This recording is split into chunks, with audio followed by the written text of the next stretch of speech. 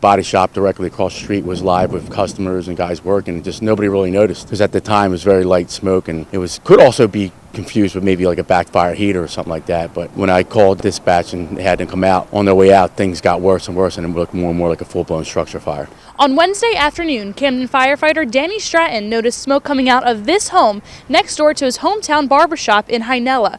He quickly called the fire department, who immediately put out the blaze and saved what happened to be the mayor's home and the dog trapped inside. It's not unordinary for Dobbs to be burning something on his farm property. That's why I was wondering what made me get the notion to go forward to check out the house. I guess 6th sense. Even when I got to the house, I was still questioning it. Growing up in Hynella, Stratton saw fires behind Dobbs Farm frequently when people would go to hang out and stop by for a bonfire. But his firefighting background made him notice a few red flags, and he knew this fire was out of the ordinary. When I got to the front of the house, I noticed smoke was pouring out of a first-floor window to the side of the house. The home is owned by Mayor of Hynella, Meredith Dobbs, who worked closely with Stratton's father, who served as fire chief of the town. While Stratton helped the police survey the home for victims trapped inside, some firefighters heard a quiet cry, which ended up being the family's dog, Buddy. I knew my dog was in the house, so I tried to get in, but the fireman wouldn't let me in, and I was afraid he was going to die. But during the course, he went in the bathroom,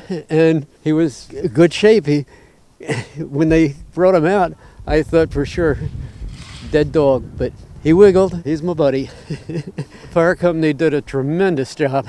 I'm just thankful that he went by and that he was out for a haircut. A hometown hero doing what he does best, fighting fires. I'm Nina Barati for SNJ Today.